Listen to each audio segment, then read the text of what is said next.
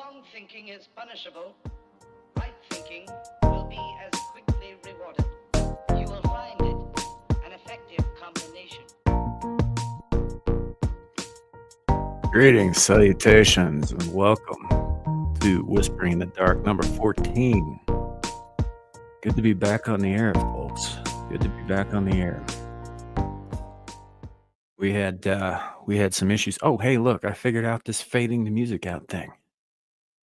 I knew I'd get it eventually. I'm sure some of y'all have faith in me too. Welcome in, everybody. We are live, currently on Twix, Rumble, and YouTube. Just kind of a chill night tonight. I had some topics we were going to go over last week, and then all of this shit happened, and I just kind of got sidetracked with a bunch of other stuff, as well as getting back on the air, which was a bit of a pain in the dick, but here we are. So, yeah, we're just going to kind of chill out, hang out tonight. I do have some stuff if necessary, but, I figured here we are, and we'll get on into it. Poe, welcome back to Cyberland. I appreciate it, man.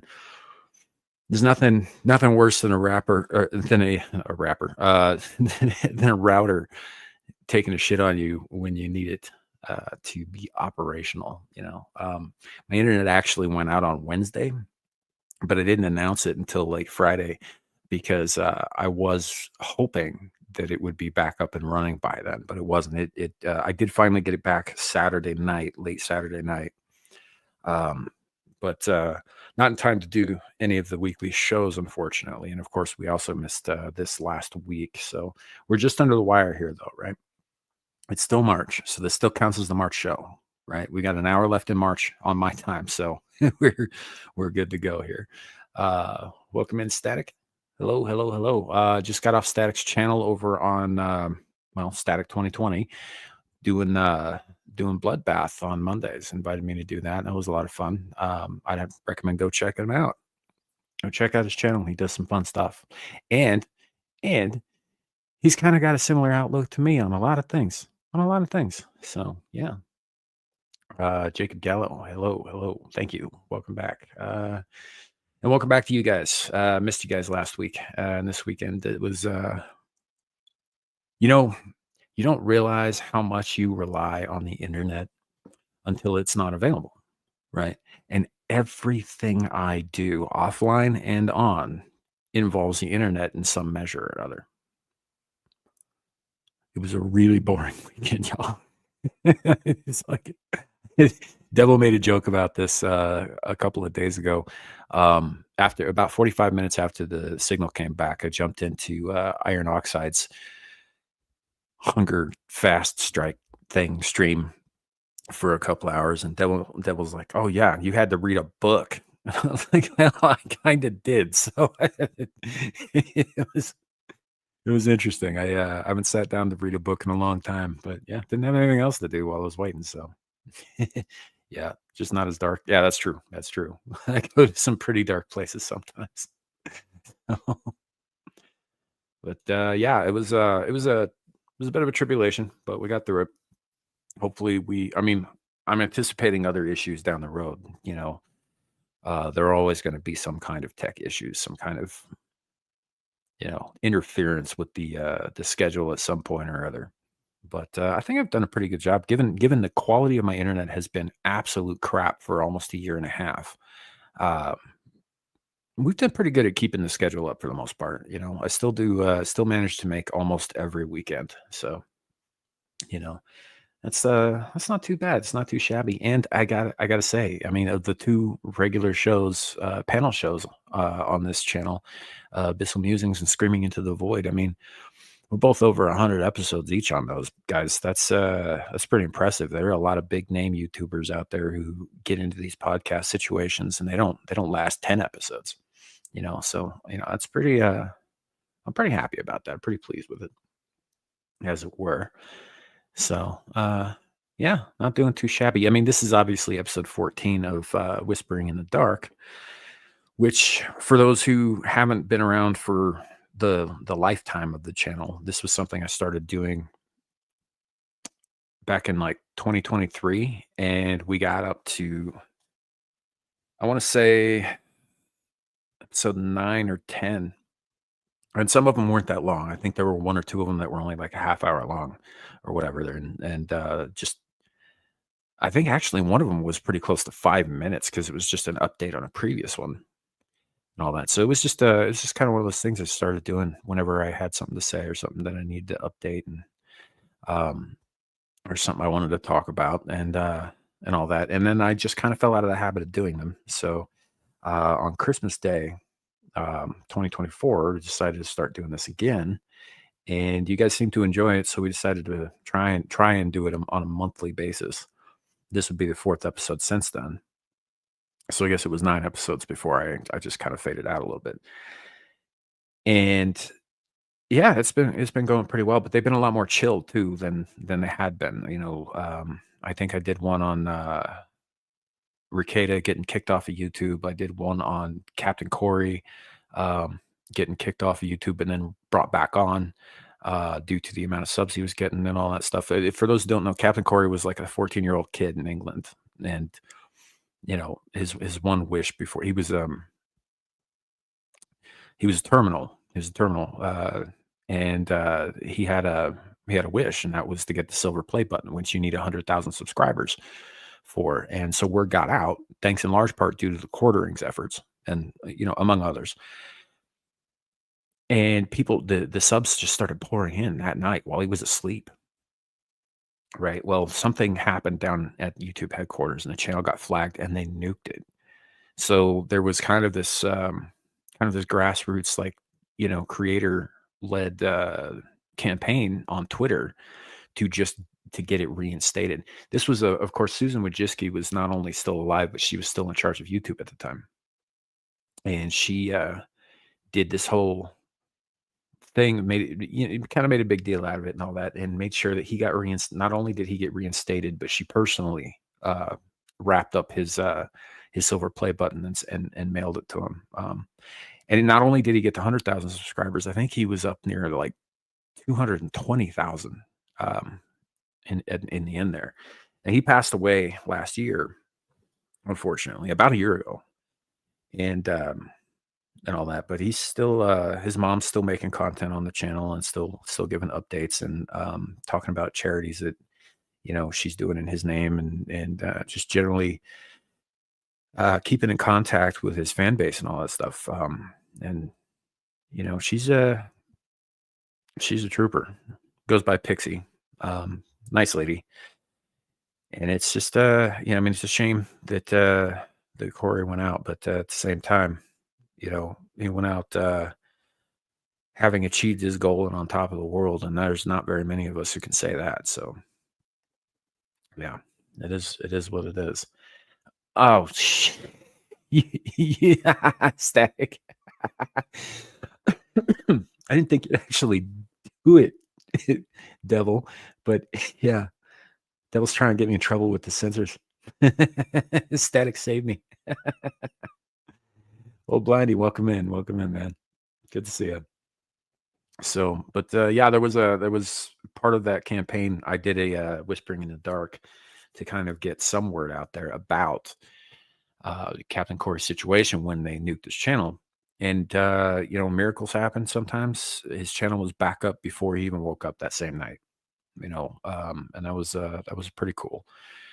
Y'all might remember him. He was the kid in the pirate hat who got a call from Johnny Depp in character and in costume as Captain Jack Sparrow. They filmed the whole thing. It's up on his channel. And he just got to hang out with his hero for a little while, and that was pretty cool. It wasn't even like a Make-A-Wish situation. He was just, Johnny Depp apparently heard about this, and he's like, well, hell, I'll go spend some time with him. And yeah, it was pretty cool. Pretty cool. So yeah, R.I.P. Captain Corey. May your sails never be empty. So, what are you talking about? Coca-Cola, biggest psyop, fat electrician. I haven't kept up on Fat Electrician's videos lately, so I don't know what exactly you're talking about there, old Blindy. So I do watch them sometimes, but it kind of depends on the mood. So yeah, you remember that video, Jack Sparrow? Yeah, that was a cool time. Yeah. But yeah, that's kind of what I used to do with these. At one point, because I live in Wyoming, we there so there was a murder, or well, an alleged murder, but a disappearance of a young woman named Irene Gakwa, who was from Africa. I'm blanking on the country that she was from. I think it was Nigeria, but I could be wrong about that. Don't quote me on that. And she came to Wyoming to go to school and become I believe a nurse. Got involved with the wrong guy who took control of all of her, finances and her accounts and her social media accounts. And then one day she disappeared without a trace. They never found her. There are people who are still looking for her. He did end up going to prison for other crimes, like, for instance, the fraud that is involved in like controlling someone else's social media and bank accounts and credit cards and all that stuff. But they never could pin her murder on him because they never found a body. So we did one on her. Um, because I know somebody. Wyoming's a big state, but there ain't that many people in it. So I know somebody who was on the search crews for that, and yeah, it's unfortunate. Unfortunate. Her family, her father and her brothers, they believe she was murdered. I think she was murdered. The search crews think she was murdered. The cops and the judges think she was. They just can't prove anything. So, no body, no crime. That kind of nonsense. It's a shame, but yeah, we did one on that. Um, just whatever struck my fancy at the time. You know, um, I think I even did like a 2 hour thing where I was going through one of Joe Biden's announcements earlier on, and I was just like went through it line by line, and kind of a kind of a mess that one was. That was really early. I think that might have been the first or second one.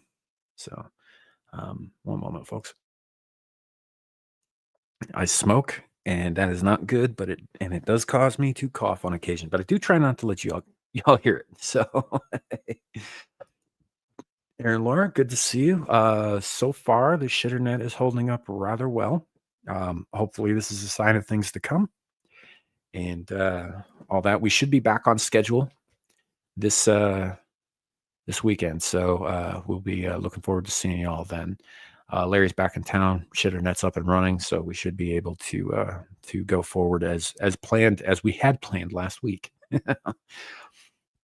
Static says he's nicotine free for 3 months. Good for you, dude. Congratulations. That's pretty awesome. I, on the other hand, am not. I smoke a pack a day. So, but on the other hand, it used to be 3 packs a day back when I was married. So, progress. Of course, that was like 6 years ago. So I don't really have an excuse for still doing it. Um, Elon developed interdimensional Starlink. Yeah. It's about as reliable as Starlink too. Jesus. That's a joke. There are people who are paying for Starlink who aren't getting anywhere near the quality of service as people who have had it installed on an emergency basis. It's really strange how that works. So yeah. Yeah, 3 pack a day phase. Yeah. It was called divorce. For me anyway. So it was pretty bad. It's how you get that nice raspy quality in the back of my throat that makes my voice sound so sultry, I guess is the word. I don't know. That sounds kind of gay. I'm gonna take that back. You know, but it's where you get that from. It's way too much nicotine. Marriage just causes so much nicotine abuse. Yeah. You know what's really funny about that? So nicotine, among other chemicals in cigarettes, it acts as an appetite suppressant, right?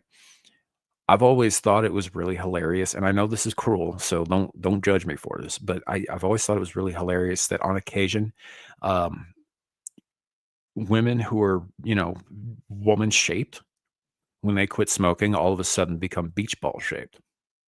It's like something about the smoking, help prevent them from overdosing on the foods and all that stuff. So yeah, it's a strange thing. I watched it happen to I knew this guy in high school, and his mom went through that exact thing. She was Yeah, she was a decent looking woman for, my buddy's mom or whatever.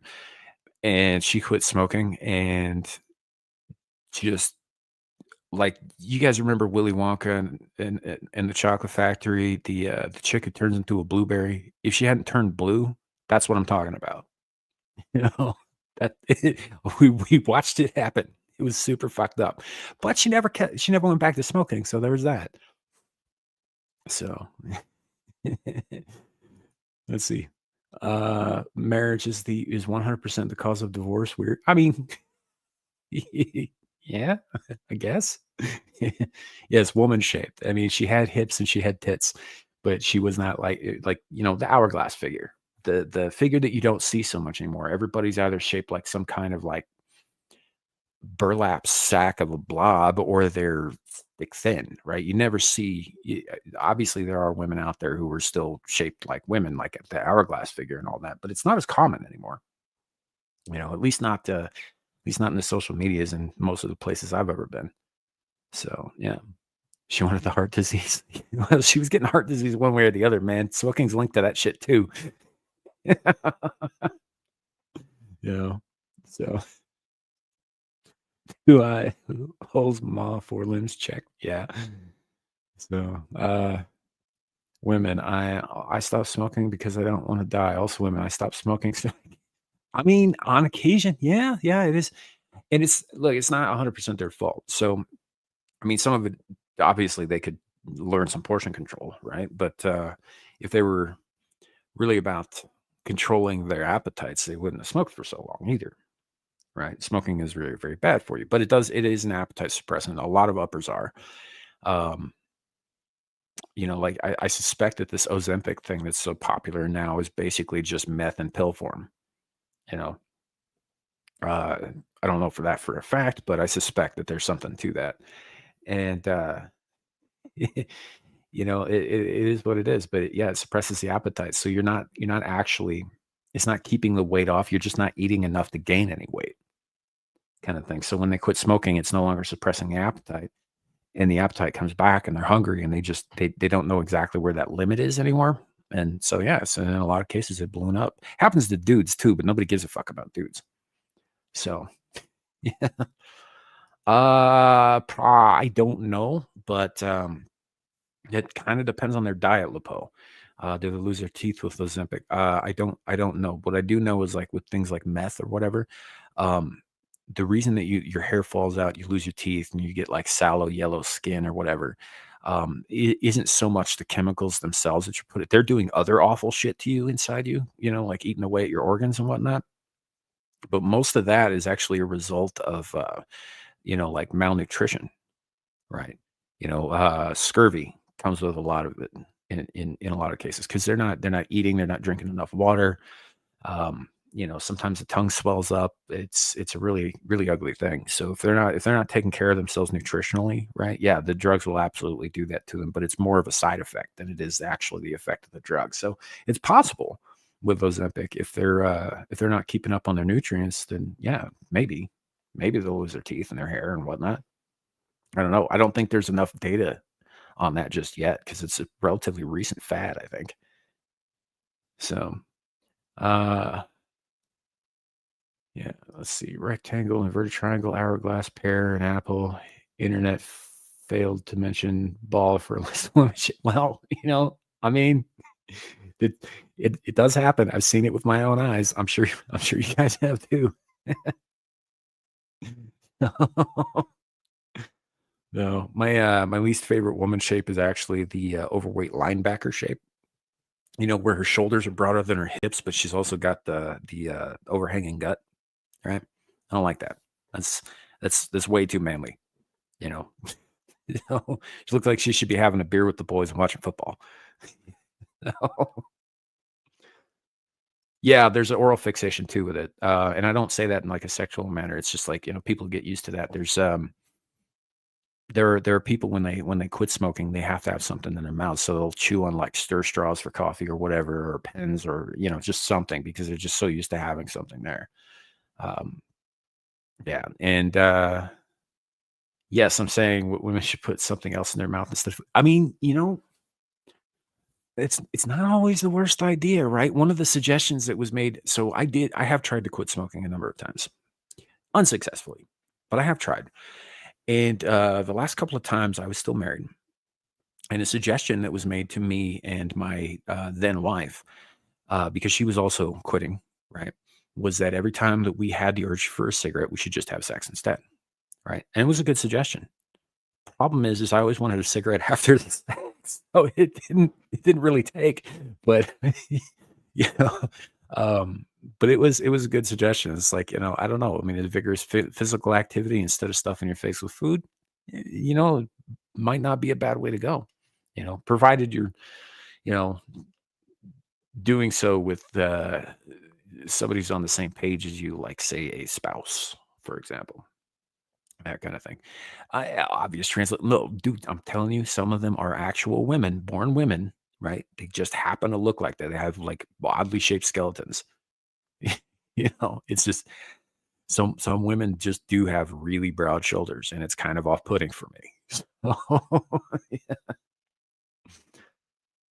Aaron says I was a linebacker shaped from 2007 to 2016. I was not a linebacker, just shaped like one. I'm sorry to hear that. Yeah. No, it's not easy to quit. They say that quitting heroin addiction is easier than quitting nicotine. Right? They say that. I don't know that for a fact, but they do say that. Uh, of course, a single cigarette is much less likely to kill you than one time shooting up heroin. I mean, we don't see the heroin statistics that we used to because a lot of people die on their first try. No ones that don't. They don't exactly take polls or anything anyway. But it's just this is what it is. So welcome in everybody coming in now. Like I said at the top of the show, this is just kind of a chill thing. I did have some topics for last week, but everything got thrown up into disarray. So I'm just gonna kind of chill out tonight, hang out a little bit. And also I kind of make up a few of the views from missing this weekend's regular scheduled program. So see, I quit smoking last year. Let me try some heroin. I'll get back to you on those stats. Please don't try the heroin. That's not a good use of your time or energy. That's oh man, don't do that. That's not good. So I'm glad you quit smoking, but yeah, they'll need to replace it with something. What? Let's talk a little bit about AA, Alcoholics Anonymous. Right. One of the things that has always driven me nuts about that particular program is so aside from obviously the putting your faith in a higher power because you can't do it alone angle, which I'm not on board with anyway, right? Um, is the fact that if you have you guys ever been to an AA meeting, right? Like a genuine AA meeting where they all sit around a table or they have chairs set out in a church and they share their feelings and they got all these donuts and this really terrible coffee and everybody's chain smoking, right? It always struck me as so they're not drinking, right? But they haven't beaten anything. They haven't gotten past the addiction. They haven't, and they'll tell you, oh, I'm always going to be an addict. I don't believe that's the case. I think it's possible to beat it. I think it's possible to get it out of your system once and for all. But for a lot of them, yeah, it gives them basically an excuse to not get better, in my opinion. I think it's maybe a good place to start is like, I'm not there yet, right? As it not I'm powerless to fight this thing. I think that's a cop out personally. But I have noticed that all of them are drinking this horrendous coffee. It's like this black fucking mud sludge by the gallon. And they're all chain smoking. Everybody in that room is chain smoking and drinking this shit. Right. It's like if molasses was made of caffeine, right? It's that nasty. All they've done is replace one fucking addictive substance for two more. That's it. That's all they've done. They haven't progressed at all. They just replaced one drug with two others. Right? I've always thought that was so strange. And I've never been to an AA meeting where they weren't all doing that. So yeah. Is the belief that matter kind of like a placebo effect? Kind of. Yeah, I think there is a mind over matter. kind of aspect to it. I think that if you believe you will never beat the disease, then you are 100% correct. You never will. You know, if you believe you will, I mean, you could be wrong, but you could be right. There's a chance, you know. So I do think that that has something to do with it. Absolutely. It's just I think that they give up the second right out of the gate, right? Because the very first thing they do is admit they have a problem. The second thing they do is they admit that they are powerless to do anything about that problem, and they need a higher power to solve the problem for them, right? I don't agree. I don't agree at all.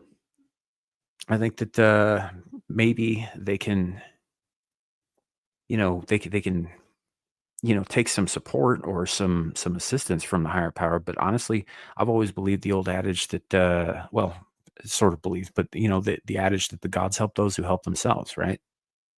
They don't, but they're not going to do it for you, you know. So yeah, it's just one of those things. I don't buy the AA mantra at all. I think that it it can provide a good starting point.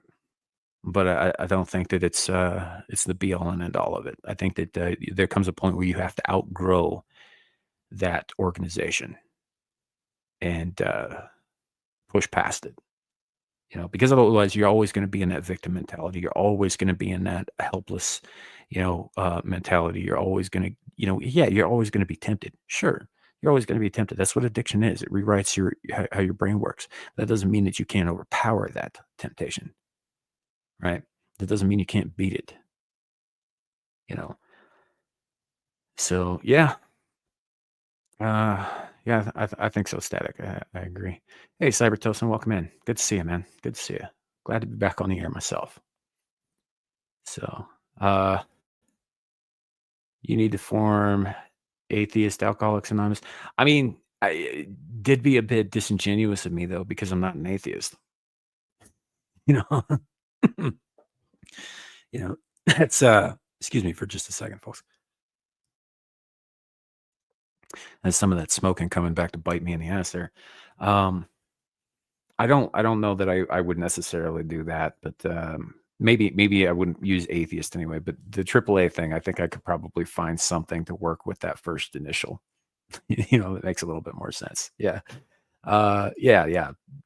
Devil's right. I'm not an atheist. I absolutely believe in the gods. I just don't worship any of them because 'cause they're all dicks. Um, and, I don't think that their involvement is necessary to beat an addiction. I think, well, we've witnessed amazing feats of human willpower, right? Like you think of a car turns over and there's a baby inside, right? Mother will get hit with this ridiculous surge of adrenaline and ignore the damage to her own muscles to lift that car up off that baby, right? I think that there is a mind over matter component, and I think that it's important that that is part of the process because without that, yeah, you're always going to be stuck in that same hole, especially if you believe you're always going to be stuck in that same hole, right? If you believe you're going to fail, you will fail, period. You know, so yeah. Hey, Eddie Pickle. Yeah, you have to want to quit, not just lip service. Well, yeah, and that's true of anything. Like if you want to do something, you have to actually want it. You have to believe that you can achieve it, and you have to set about actually trying to do. So, there's a lot of people who say, "Oh, I want this and I want that in the world, and I need to do this and this and this," or they'll lay out a plan and then they never actually do it. I'm guilty of this too, like insanely guilty of this. I've had plans my whole life that I never followed through on. Just different things here and there, but you have to actually follow through on that shit, and yeah, you have to want it. It's like they say about therapy, which I'm also not a supporter of or a believer in. But there is truth that you have to want help in order to be helped. There's absolutely truth to that. Somebody doesn't want to help. It's not going to matter how much you want to help them.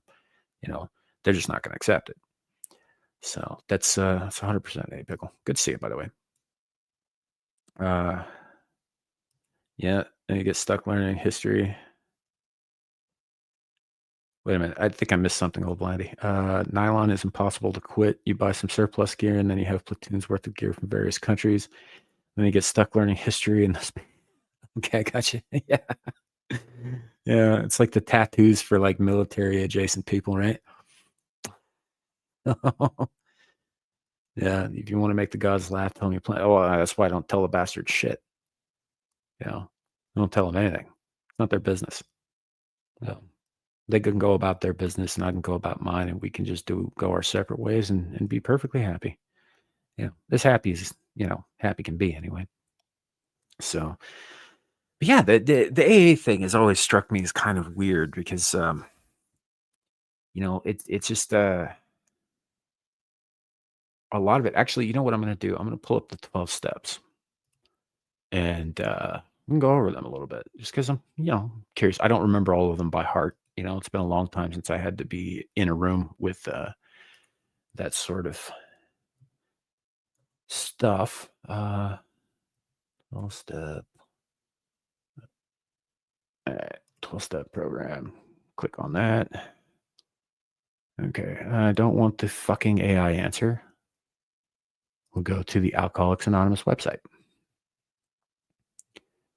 Doop-a-doop-doop-doo. All right, here we go. No thanks. No cookies. Thank you very much. I'm good without the cookies. So click on this. Bring this up. Should be. Ha ha ha ha. Things work. Ha ha ha. A helps people just like churches do. I'm not saying that nobody, some people do get the help they need. Sure. I think that churches bring comfort to people in some respects. I just don't think that it's for everybody, is all.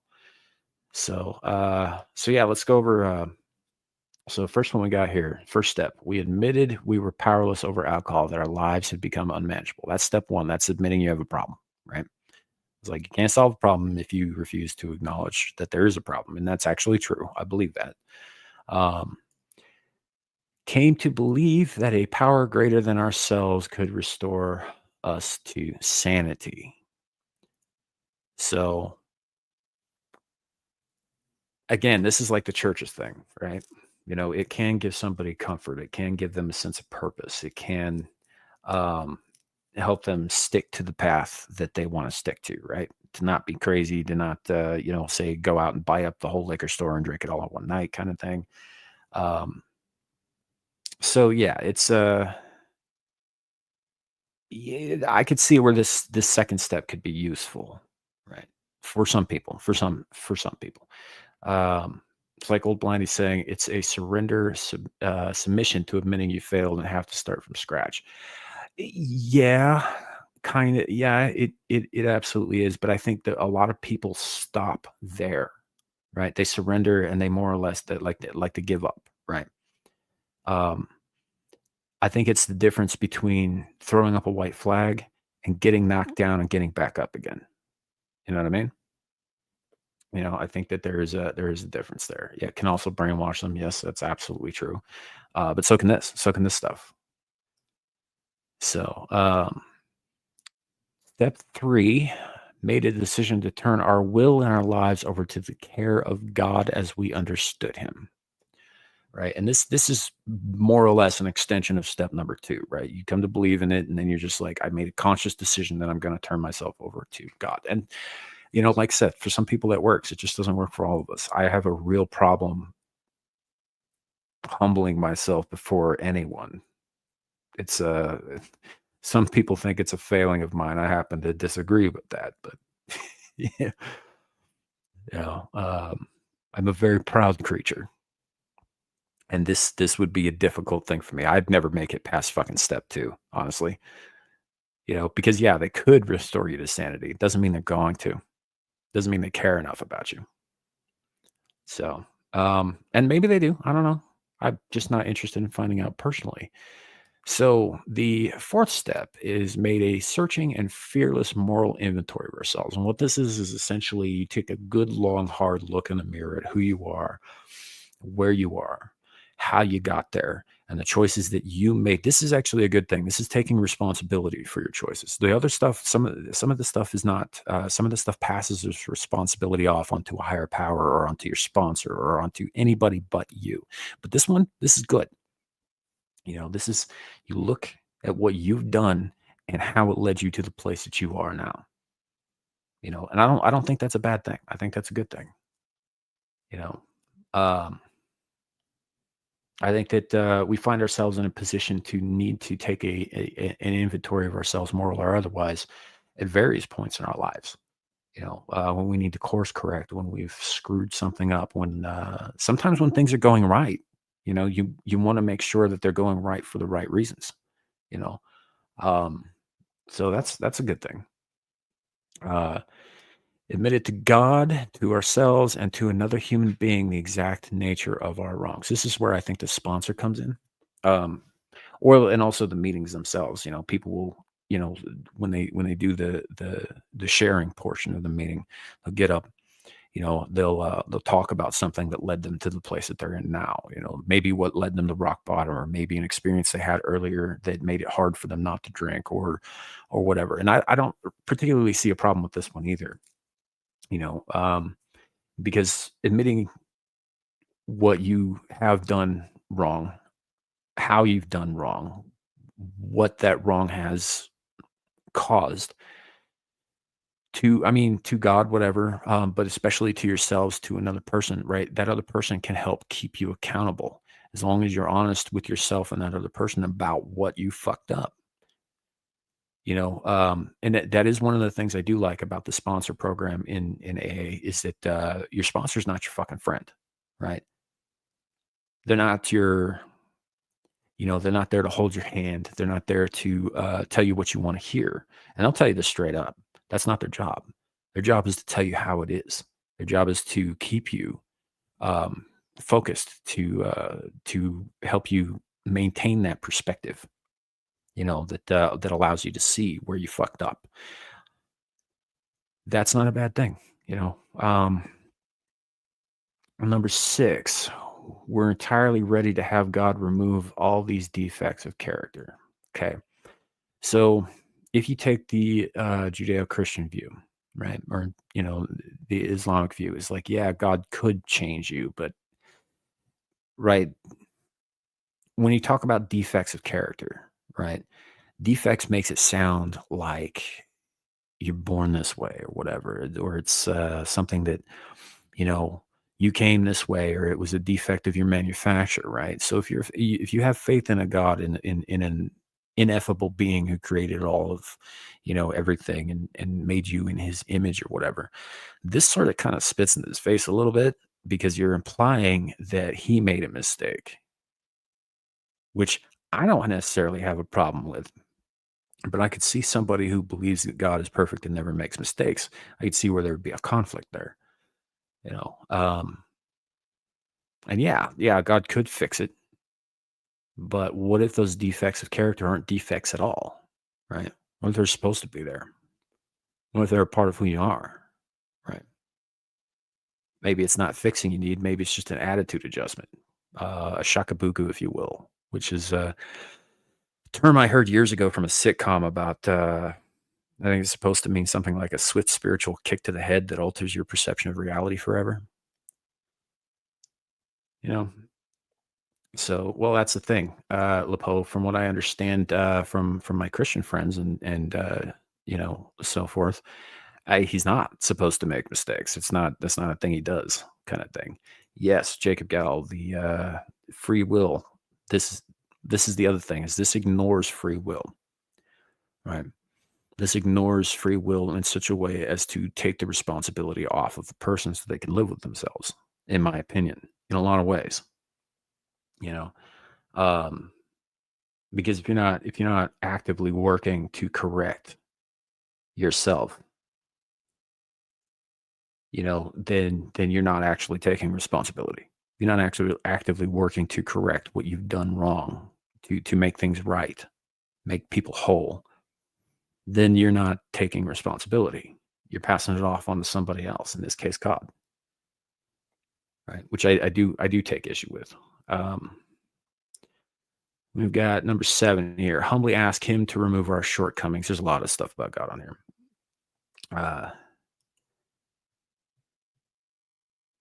Yeah, you could do that, but like, is he gonna?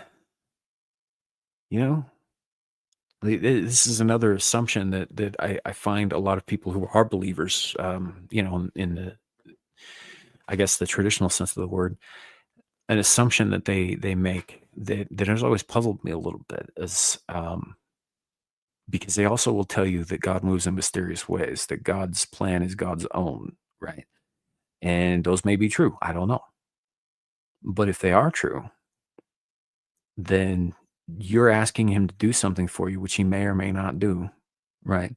Would only happen if it didn't run counter to those plans that he had for you. What if it was his plan that you got drunk one night and you ran over, little Timmy from next door because he wanted to call Timmy home for some reason, and you were the tool to do it? And yes, you have to live with that shit for the rest of your fucking life, right? What if that was his plan for you, right? You don't know.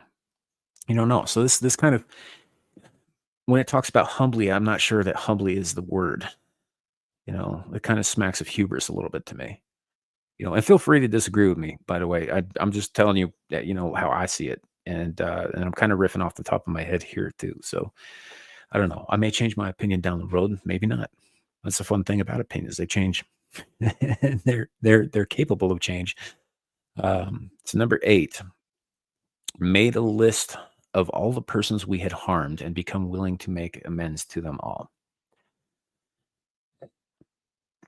So this is where a lot of people get stuck, right? Because this is a hard thing.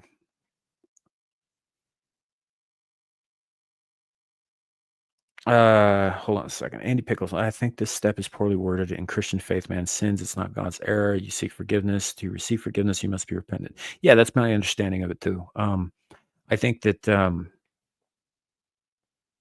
a lot of this has been worded a little bit more recently than, I don't think these were the original 12 steps. It's just the current version of them.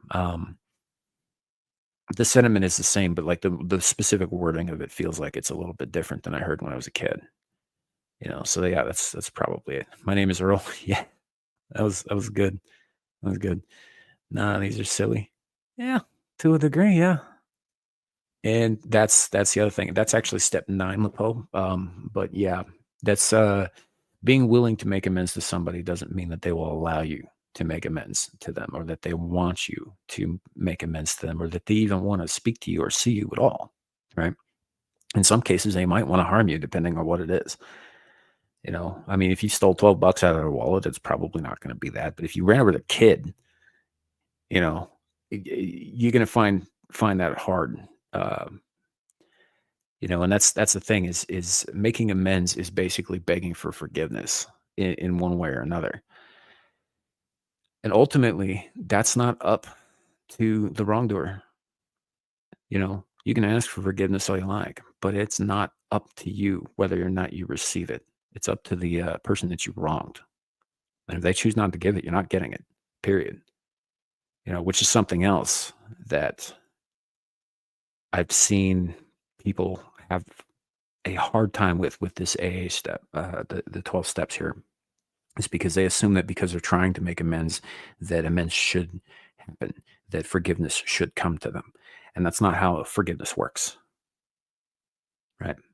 It's out of your hands.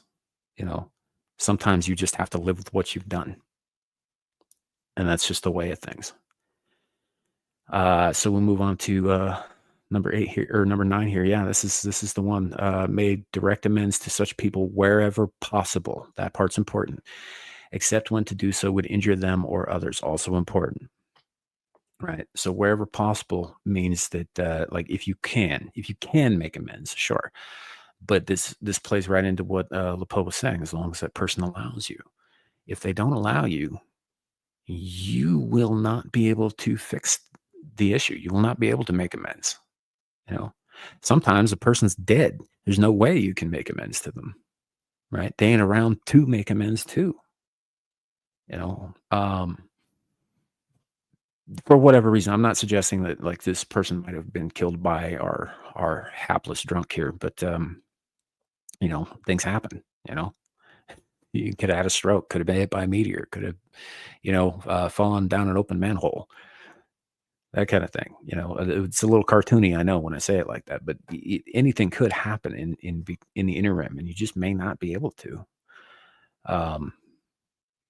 And yet, except when to do so would injure them or others. So that's tricky because when you talk about injuring them, are you talking about physically, psychologically, emotionally, right? Sometimes telling people the truth is a way to make amends, but it's gonna fucking hurt, you know.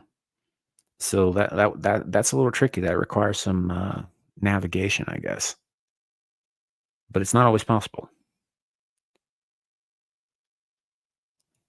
Jacob Gallus says forgiveness is hard to do when that person did you wrong. Yes. On the flip side of that coin, though, and take it from somebody who is not good at forgiveness. This is not something that I do. Right? Forgiveness is, in a lot of cases, in my opinion, between you and whatever God you worship. It's not my business. Right? That's not to say there's no place for it ever. I have a very hard time with forgiveness. But that's the thing, is forgiveness isn't really about the person who wronged you either. I mean, it might be from their perspective. From their perspective, they're like, oh yeah, it forgives me and it lifts a weight off, whatever. That's their issue. But forgiveness is more about you. It's more about you moving past things. It's more about you being able to move on with your life, to not let a thing weigh you down like a great rock around your neck, you know, and to move forward, and but it can be hard. It can be very hard to give forgiveness, you know. So, but yeah, it's kind of, forgiveness is like a funeral. It's not really about the person who died, you know. It's for the living, it's for us. Uh, Number 10, continued to take personal inventory, and when we were wrong, promptly admitted it.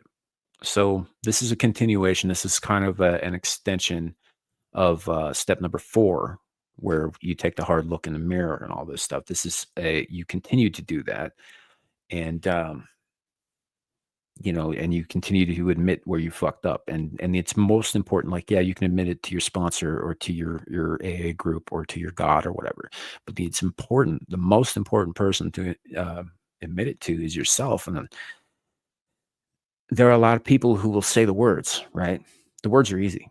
It's like, yeah, I fucked up, but they're not. They don't feel the words in their heart. They don't say it with their whole chest, as the kids say. The words are hollow because they don't really believe it, right? You have to be willing to see it, and in a lot of cases, they're just not. So, but it is important to keep looking at that, because it's not like during the course of this is not something that you can do in one day, right? The 12 steps is not it's not a sprint. You can't just blast through that shit. You can't just be going to meetings for a couple of months and think you got a fucking handle on shit. That's not how it works. This is you're looking at probably at least a year of solid work, just going through these steps one by one, at least a year.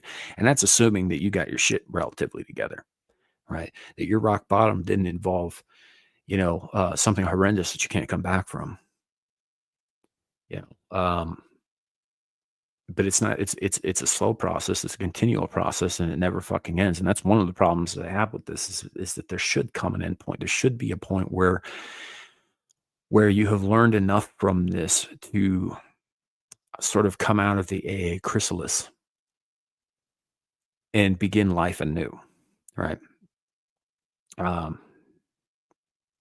Because if you were say you're in AA, right? Say you've hit your rock bottom, say you're going through the steps, you get to making amends. There's something else that people forget an awful lot, because it's just not something that comes naturally to us, right? There's one more person, even if you make amends to everybody else on your list, there's one more person that people often forget, and that's yourself. If you can't forgive yourself, you can't move beyond it. You know, it's gonna eat you alive forever. Hey, D-Day, welcome in. Good to see you, man. So, Andy Pickle, I will forgive. I won't forget. Forgiveness is easy. Trust is not. I think that's valid. Yeah, I think that in a lot of ways, yeah, it's absolutely a perfectly reasonable way to go about things. Um, I'm a I have a little trouble getting past the first part myself. But yeah, it is what it is. Yeah, I think it's a reasonable approach though, because you shouldn't forget, and neither should the person who did the thing. And if that person is you, you also shouldn't forget it, but you also shouldn't allow it to bury you, allow it to consume you so much that like a lot of these guys in AA, a lot of these people they're more or less zombies. They're not really living, right? They live for these meetings and that's it. The rest of the time they're just sort of trundling through life, half oblivious, just wallowing in the misery of their own actions. And the woe is me part of it, and how helpless they are and how um bereft of the free will and the power to actually do anything to make things better for themselves or for other people, right? It's a bunch of sad sack nonsense. We got number 11 here. Sought through prayer and meditation to improve our conscious contact with God as we understood him, praying only for knowledge of his will for us and the power to carry that out. So this is interesting to me, right? The bit where it says praying for the power to carry that out. It's like obviously we've acknowledged multiple times over and over and over again. I have no power. Only God has power. Or only my higher power has power. And it's something else. They don't really give a fuck what your higher power is as long as you put something in your mind in your sort of in that slot of belief in there. It could be the coffee cup in front of you as far as they're concerned, right? It doesn't have to be God. It just needs to be something that you acknowledge is greater than you, right? A bit of a psychological tricking of yourself too, because there are people who end up in this who don't believe in gods at all. It does happen, but it's interesting to me that after all this acknowledgement of the lack of power and all of this, only God can do this for us, so we beg Him to do it for us. When you pray to Him for knowledge of His will for us, you're also praying for power to carry that out, right? You're asking him to give you the power to do it. I find that a little interesting. So, hey, Sasquatch, good to see you, man. Hentai darkness. You misspelled hentai, dude.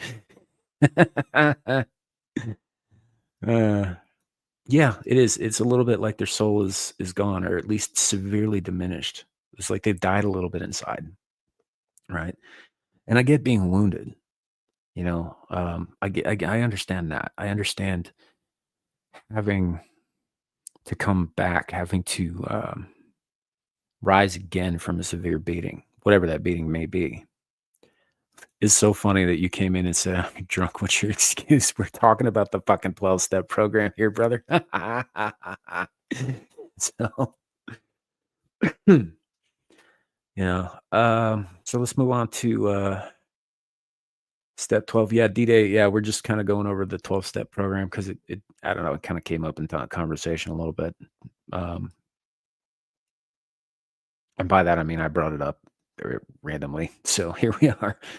Step number 12 is having had a spiritual awakening as the result of these steps. We tried to carry this message to alcoholics and to practice these principles in all our affairs.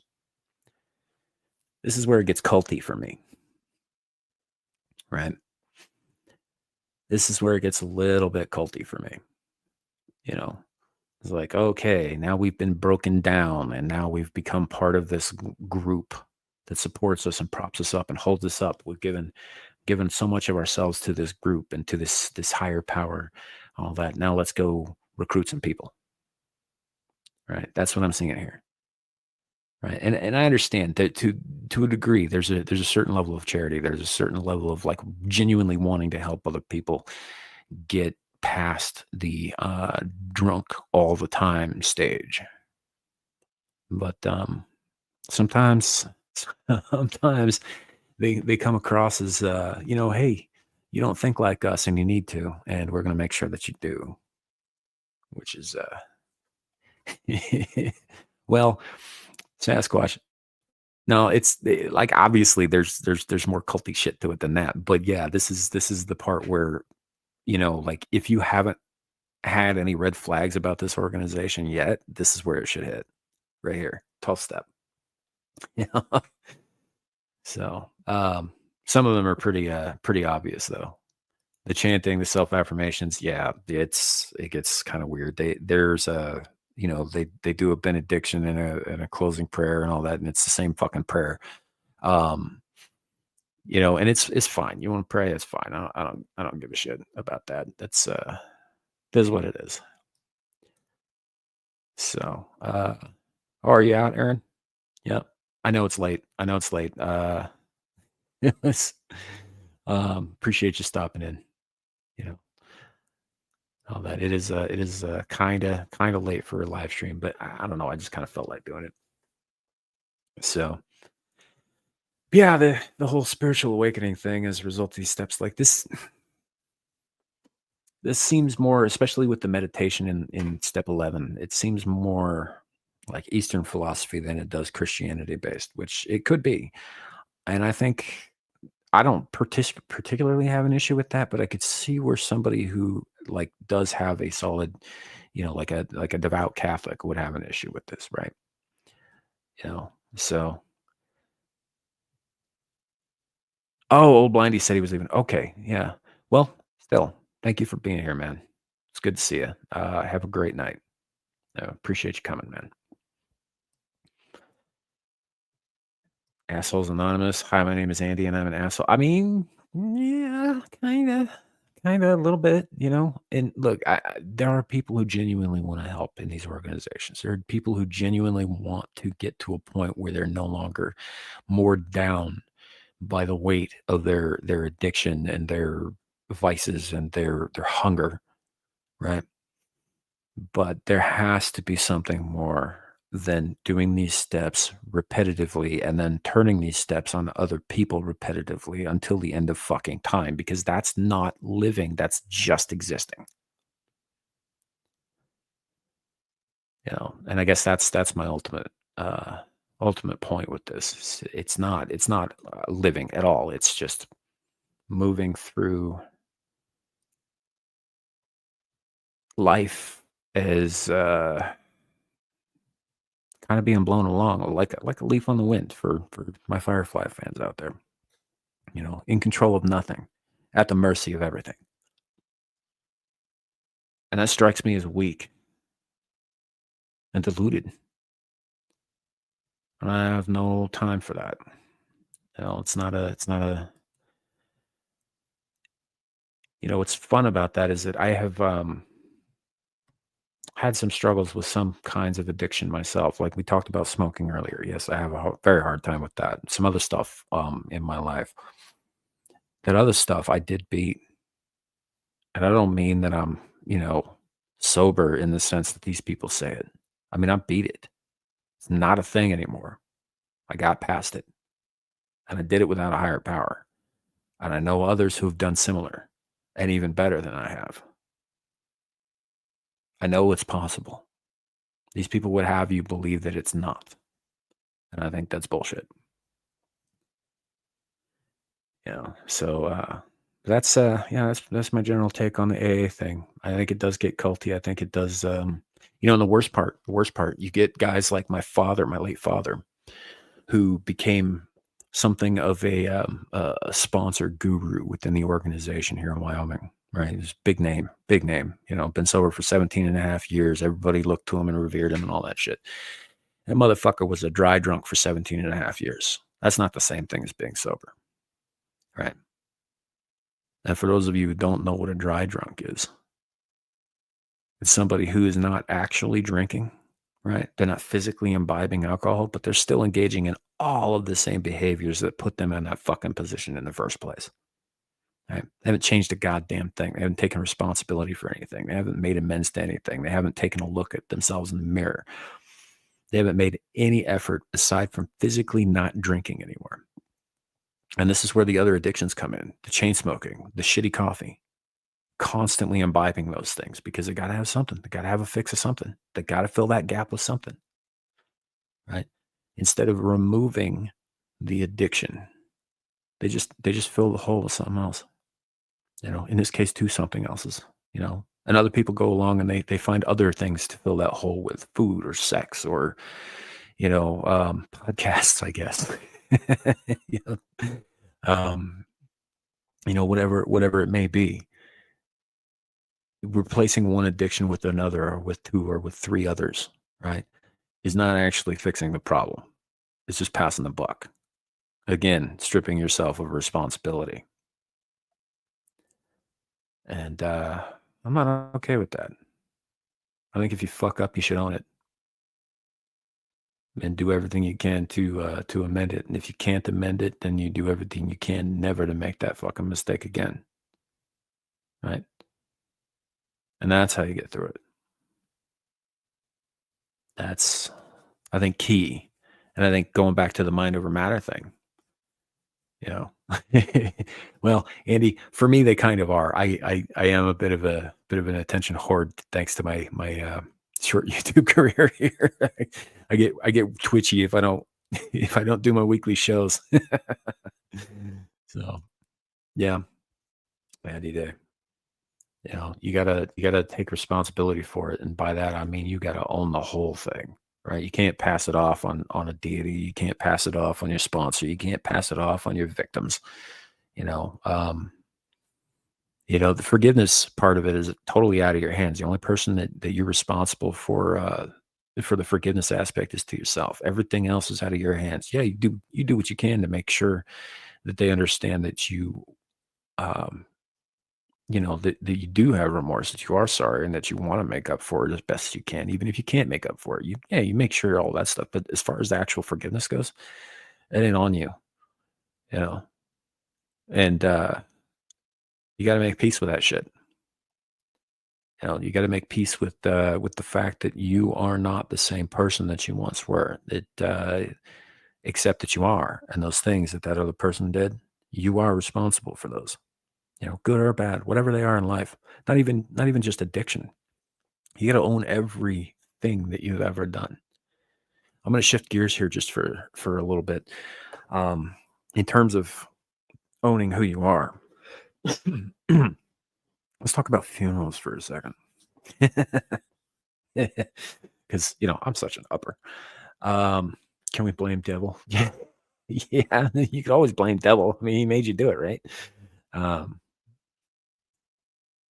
But yeah, let's talk about funeral rites, the rituals that we associate with them specifically, not so much like talking about people who are dead and gone.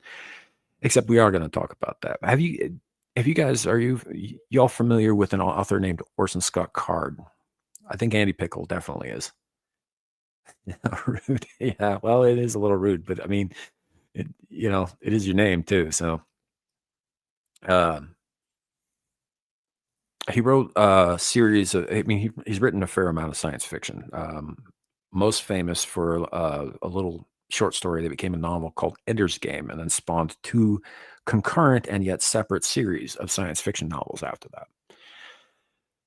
And in it, he came up with a concept that I find just intriguing, called speaking for the dead, which sort of replaces any other kind of funeral rites or memoriams or eulogies of your standard nature.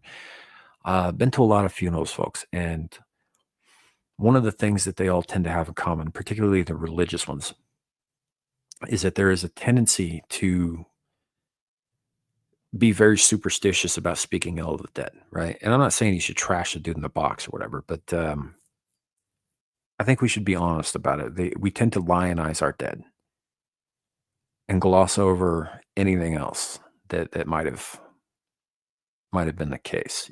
I've been to a number of funerals where I guess, how do I put this? The guest of honor, if you will, was not a saint in life, and in some cases, very far from it. Some of them were downright evil, right?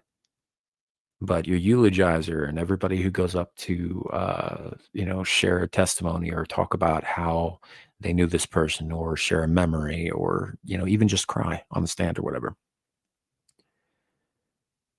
Every one of those persons will gloss over any failings that this person had, any at all, any negative attributes. And I don't think that's right. You know, um, I think we're all complex creatures, and I think we all have capacity for good and the capacity for evil within us. And I think each of us does good and does evil throughout the course of our lives. And I think if we're going to eulogize a person, we should eulogize all of them, not just the parts we'd rather remember. You know, yeah, D-Day Ender's Game guy. Yeah. Um, so the concept essentially of speaking for the dead, which is something that I've discussed with my brothers and my mother, uh, and my ex-wife, back when I thought I was going to be with her until I died, um, is something that I think that I want for myself as well, because it's honest. It's brutal, but it's honest. And so essentially what happens is you get somebody, you hire a dude or a chick or whatever who is completely unconnected to your life, has no ties to you whatsoever.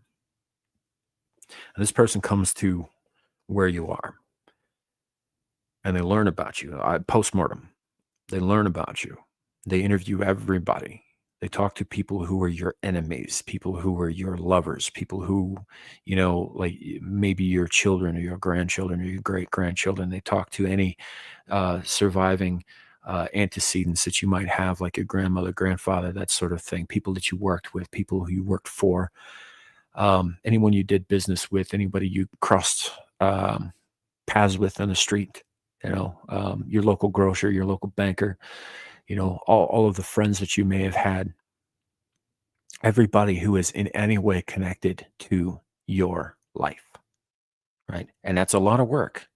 It's a ton of work because you got to do a lot of detective work. And some of these people may not be available. Some of them might be dead themselves.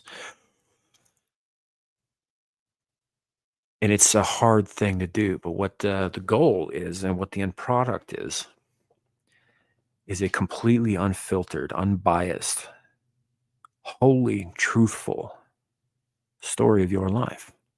Good, bad, ugly, all of it. And at the end of the time, for the gathering of the information, learning about you, and they being immersed in your life so totally that they know everything about you, this impartial person gets up before whoever chooses to congregate to remember you, and they tell your story, beginning to end, leaving nothing out. All of the horrible shit that you've done, all of the great and wonderful things that you've done, and all of the neutral, mediocre bullshit in between. All of it. And I think that that is far more honest than any eulogy I have ever heard. And I want that for myself. So, Aaron Laura, Sam, if you just want us to roast you at your funeral, just say so. You don't have to go through all of this. We love you. We'll tell you everyone how much of an arsehole you were. Yeah, that's why you're not invited, Aaron. I'm just kidding. No, but yeah, it's a thing. I think that if we remembered our dead the way they truly were, and not the way that we'd want to remember them, or the ways that we don't want to remember them, we gloss it over, we make it, we sanitize it, right? If we were honest about the lives of our dead, I think we would be more honest as a people about our own lives, about the lives of the living.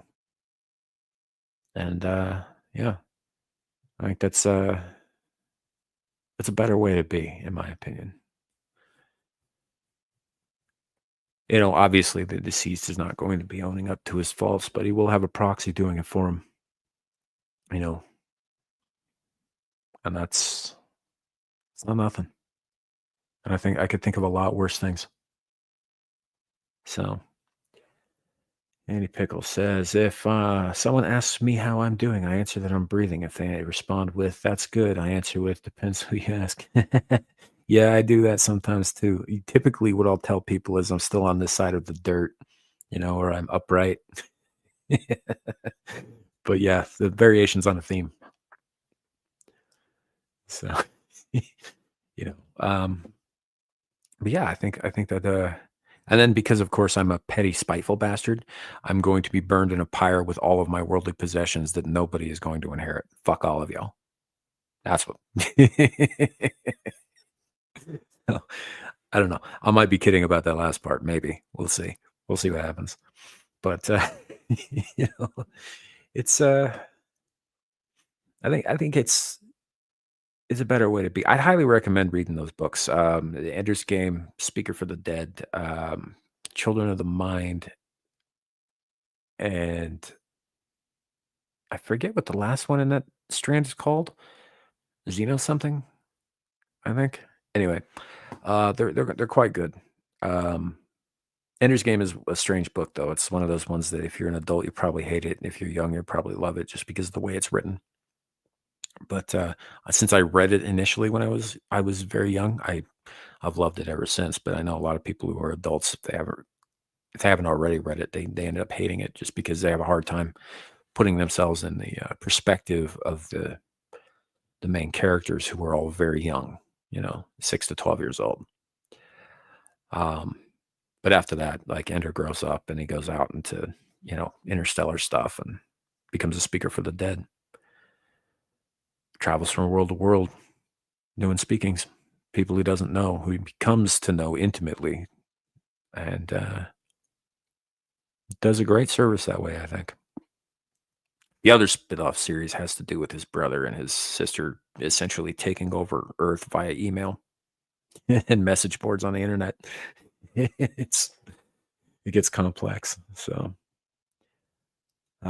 we try and be the hero in our own story. Most of us are the villain of someone else's story. I think that's true of probably everyone, though. I mean, that's a matter of perspective, isn't it? I mean, some things are objectively evil and objectively good, but most of us fall somewhere in between, and we have a certain view of ourselves and view of others. Sure, but I mean, there's no villain alive who thinks of themselves as the villain. You know, it's just not the way we're wired to see ourselves. Yeah, which is, I mean, it's unfortunate, but it is what it is. Yeah, I don't think a certain Austrian with a very bad mustache thought of himself as a villain at all. Uh, Or any number of people you could pick from history. That was obviously the first one pops into my head because that's the go-to for anybody who came out of the 20th century because it was fairly recent. Although there were more recent committers of atrocity than him, some who were arguably as bad or worse. Mao, I'm looking at you. Uh, Stalin, um, Pol Pot. You know, yep, Lepo. Yeah, Pol Pot used to kill people just for having glasses because he thought it made him look smarter than he was. I mean, that guy was fucked up. You know.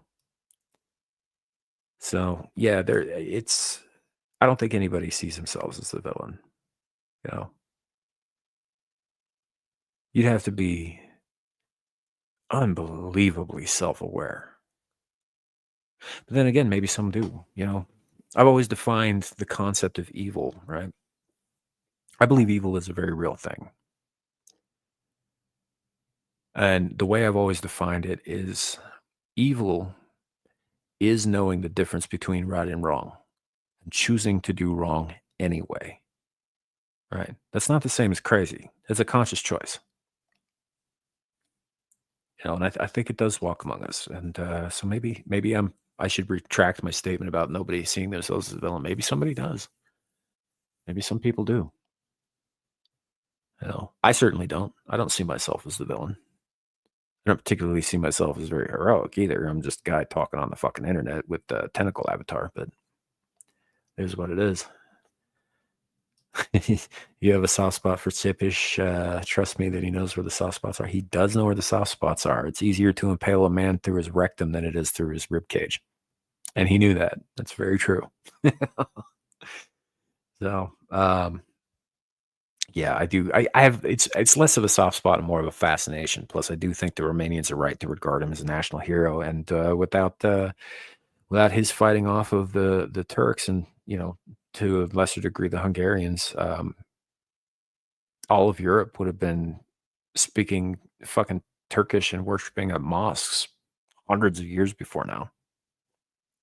So yeah, yeah, that was a bit graphic of me, Aaron. Sorry, but it's true. He used to impale people through the ass. You know, it would end up sliding up through their abdomen very slowly. It'd take days to die. Sometimes it's a really fucked up way to go. If you impale somebody through the heart, boom, one and done. They're not going to last more than a minute. But you do it through the butt, it's going to take a while to reach the heart. You know, and that was often the case. Often the case. One of my favorite stories about him, to shift gears slightly again, was he was having a state dinner, and around the table of the state dinner there were a number of people who were impaled on stakes, raised up and up into the air above the table. A number of them weren't dead yet, so there was like moaning and screaming and awful smells and gaseous ruptures and shit and blood, and it was gross. And he decided to have a dinner amongst all these soon to be corpses. And one of the attendees at this dinner, I forget if he was a diplomat or if he was one of the local politicians or whatever, had the audacity to complain about the smell and the noise. So Vlad, in his own sick, humorous way, decided to be very generous with this guy, and he impaled him on a stake that was twice as long as any of the others so that he would be above the smell and therefore not bothered by it. He was a huge dick. But he had a kind of sense of humor that you can't deny. It's sick, but it was there. Yeah, yep. They definitely usually tried to avoid major organs. Most of the time, it would eventually exit through like the collarbone or whatever, or near there. Having missed, maybe it punctures a lung, but yeah, it's pretty awful stuff. Extreme butt stuff edition. Yeah, that's true. That's true. I don't suppose. I'm trying to remember if any of you guys are currently in chat. Remember the anal rail gun that we talked about on this channel like 2 years ago, something like that. It was brought to our attention by Kohai Masochist. This dude, he had to have an MRI, right? So he goes in there, and now he miraculously survives this, and so he was suing the hospital or not the hospital, but the company that made the thing that caused the problem. They had a butt plug inserted, and he was assured that this butt plug was 100% silicone. What it was silicone wrapped around a steel core or an iron core or something like that. So when he gets in the MRI machine, it pulls the butt plug from his rectum up into his chest cavity and narrowly misses his heart. Right. And somehow this dude fucking survives. Still don't know how he survived, but it essentially, like, if you know how a railgun works, it basically works by magnetic acceleration, right? Where you get it like a chunk of tungsten or whatever the fuck the metal is that you're going to use for your projectile, and it just basically it hits a series of magnetic points, and each time it accelerates a little bit more, and this is essentially what happened inside him with the butt plug when they turned the MRI on. Which is why I call it the anal railgun. Yeah, it was super fucked up. I'm assuming some of you have not seen it. Been around long enough for that story. Yeah, he wasn't in a hospital when it happened. That's true. That's true. But I mean, it should have killed him, man. It fucked up one of his lungs real good. Not to mention dragging all of that fecal matter from the lower intestinal tract into your chest cavity, right? You're talking like potential for sepsis is unreal, right? That alone should have killed him, you know. So, but no, he survived. He survived. Uh, I mean, I don't know what's happened to him since. We haven't really done an update on that story because it was so bad at the time. But yeah, it's when they tell you to remove all of your jewelry and accoutrements for an MRI, remove everything, folks. Unless you end up with a butt plug that's trying to penetrate your heart. Oh man. Have I watched the Armageddon vid story? Armageddon. Are you referring to the Bruce Willis movie or to something else? Yeah, tooth fillings are kind of weird. The gold ones are not a problem because gold isn't a magnetic metal. Um, it doesn't have that kind of properties to it, so it's not ferrous. But yeah, anything ferrous you want out of your, you know, funniest felching story I'll ever hear. Yeah, I'm probably not going to look that up. Larry might. Yeah, if you have the old school again, it depends. If you have gold fillings, you probably be all right. Um, if they're iron, you're gonna rip them right the fuck out of your head. Yeah, it's it's one of those things. Like you gotta, I don't know what you want to do about that. But that's gonna hurt. That's gonna hurt at the very least. No, two men in the gerbil retrieval gone wrong. Okay. Is it the like? Because I remember hearing a story. I think it was a joke though, of a guy who was. Oh no, I did hear this. This was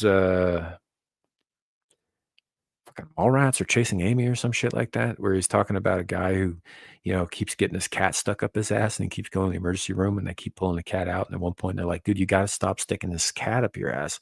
And he's like, well, how the hell else am I supposed to get the gerbil out? Yeah, something along those lines. Yeah, the Richard Gere story. Yeah, tiddlywinks, tiddlywinks.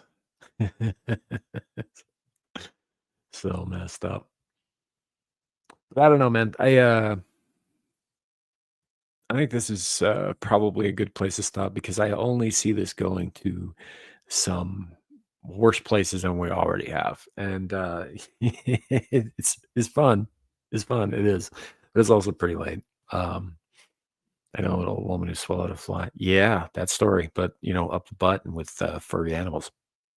It was a news report, and the report can't stop. Yeah, I don't know. Maybe I will check it out. Maybe I will check it out. The safe word was Armageddon. That's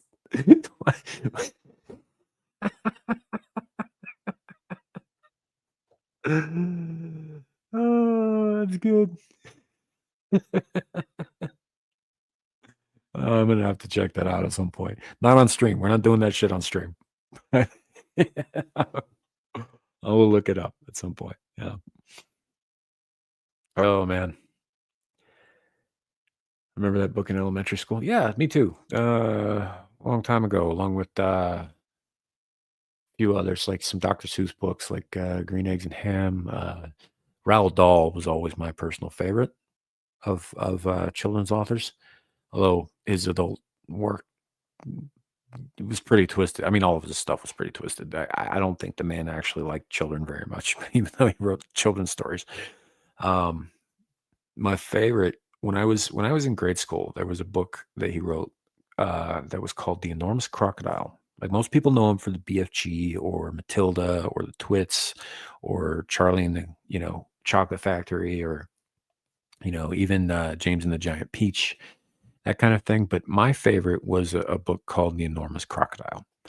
And in this was an enormous crocodile. He was huge, big fucking crocodile. And he loved nothing more than to chew on little kids like they were bubble gum, just screaming and getting gnashed and chewed and gored and all that good stuff. They don't die, by the way. They just get chewed. It's super fucked up. And he just goes through the whole book just munching kids. just munching them, like just chewing him in his jaws. Eventually, the other animals get tired of him doing this, and they're just like, "Yeah, he's really got to stop doing that." Because I mean, if nothing else, the screams are really getting to us. So the elephant decides to step up, and he's like, "You better knock it off with chewing those children." And the enormous crocodile's like, "I'm the enormous crocodile. I do what I want. You don't get to tell me what to do." So the elephant grabs him by the tail and throws him into the sun, where he boils to death. And that's the end of the story, folks. That's it. It's the whole thing. I love that fucking book. uh, fun times, man. Fun times. All right, folks. I think on that note, on that happy note, we'll probably bring the live stream to an end. But I do appreciate you guys coming and hanging out with me. I know it's late. These things tend to be these particular episodes tend to be late, but enjoyable for the most part. I hope you've enjoyed hanging out. Love these with these Steam episodes. Fun stream. Have a wonderful weekend, everybody. Yeah. That's it's fun for me too. I actually really enjoy just chatting with you guys. I actually think that it's, I don't know. You guys are gonna have to let me know. I'll put out a post at some point about it. Whether you'd prefer that we just kind of chat like this for these episodes, or if you'd prefer that I had like something important to talk about, or actual topics, or if you just want to have the conversations like we've been doing. Because I'm good either way, but I got to say I've really been enjoying this kind of free form sort of conversation that we've been having. It's good for me. So clears my head a little bit, and I enjoy spending the time with you guys. So I do appreciate you guys coming here. Thank you. And otherwise, yeah, just have a great night. We'll see you guys on Friday at the latest, back with Abyssal Musings. And then the usual schedule applies. Beelzebub after that over on Devil's channel, Screaming to the Void back here on this channel. Next afternoon, Mirror's channel. After that, Exiled Lioness 2, for those who don't know. And then I do believe Adam is back from his trip next week. So next Monday, we will be back on Mellow Mondays on the Renaissance Nerds channel as well. So keep an eye out for that. And yeah, appreciate you guys coming again. I really enjoy doing these. So thanks for showing up. Have a great night. And remember, it could always be worse. It could be raining flaming cobras. Bye, everybody.